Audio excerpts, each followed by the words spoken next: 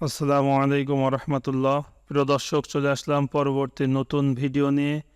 প্রথমে আমরা Microsoft office word পেজটি ওপেন করে নিলাম। আজকে আমরা আলোচনা করব মেনু বারের রেফারেন্স মেনু থেকে ফুটনোটস নিয়ে।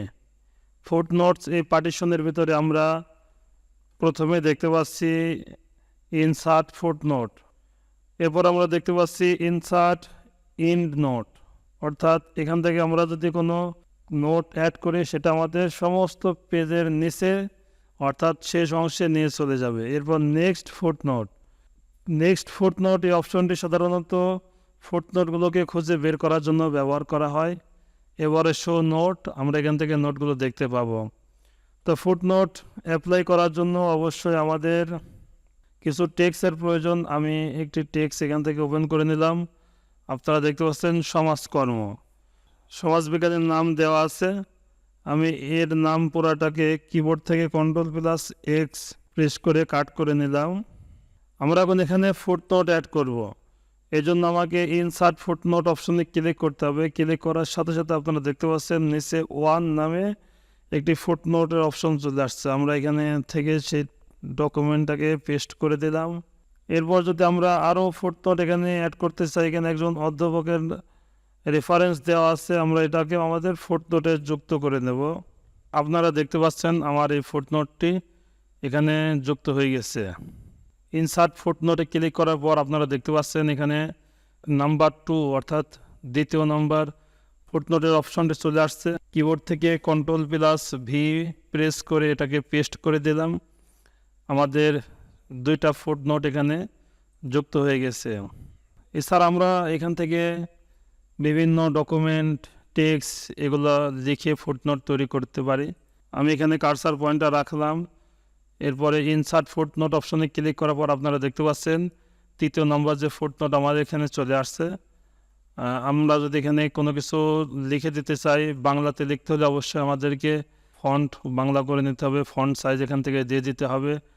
আমরা এখান থেকে সমস্ত সেটআপগুলো করে দিতে পারবো।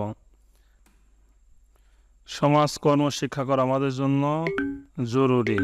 সমাজকর্ম শিক্ষা করা আমাদের জন্য জরুরি, এই কথাটি দেখে আমি এখানে 3য় নম্বর ফুটনোটটি যুক্ত করে দিলাম। প্রিয় দর্শক, চলুন দেখে আসি এখন বাকি অপশনগুলো।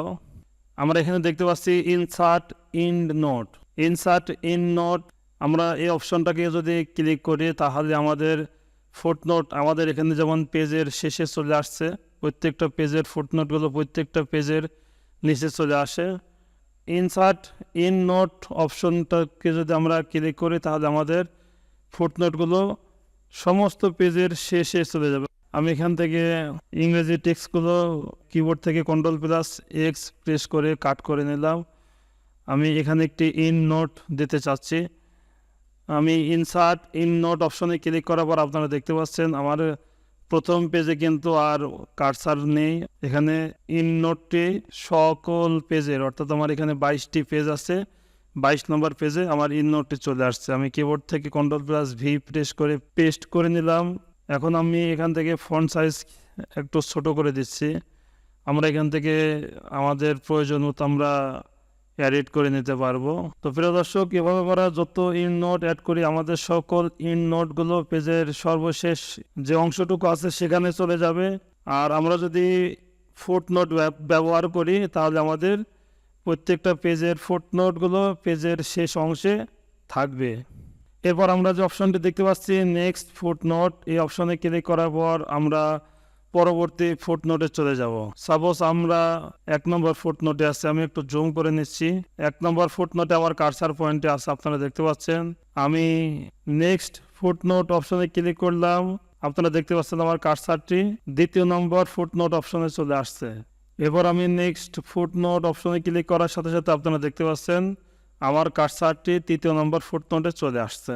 তো আমরা নেক্সট ফুটনোট অপশনের পাশে একটি অ্যারো বাটন দেখতে পাচ্ছি। এখানে আমাদের যে ফুটনোটগুলো দেওয়া আছে, প্রিভিয়াস ফুটনোট অপশনে ক্লিক করে আপনারা দেখতে পাচ্ছেন 2য় নম্বর ফুটনোটে চলে আসছে। আবার যদি আমরা প্রিভিয়াস ফুটনোট অপশনে ক্লিক করি 1 নম্বর ফুটনোটে চলে আসছে। আর আমরা যদি সরাসরি ফুটনোট নেক্সট ফুটনোটে ক্লিক করে আবার পূর্বের ন্যায় 3য় নম্বর ফুটনোটে আমাদের কার্সার পয়েন্টে চলে আসছে। আশা করি নেক্সট ফুটনোট অপশনগুলো আপনারা বুঝতে পেরেছেন। এরপর আমরা দেখতে পাচ্ছি and next in note. Next in note অপশনে যদি আমরা ক্লিক করি তাহলে আমাদের পেজের সর্বশেষ যেখানে ইন নোট করা আছে সেখানে আমাদের কার্সারটি চলে আসছে।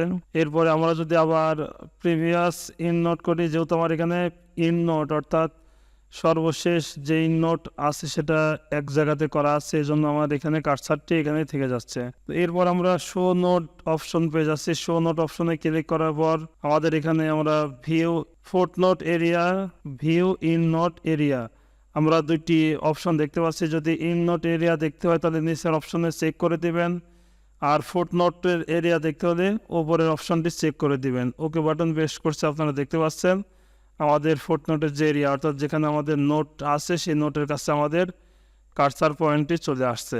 তো প্রিয় দর্শক, আশা করি ফুটনোট কীভাবে অ্যাপ্লাই করতে হয়, ফুটনোট কীভাবে ইনসার্ট করতে হয় আপনারা বুঝতে পেরেছেন।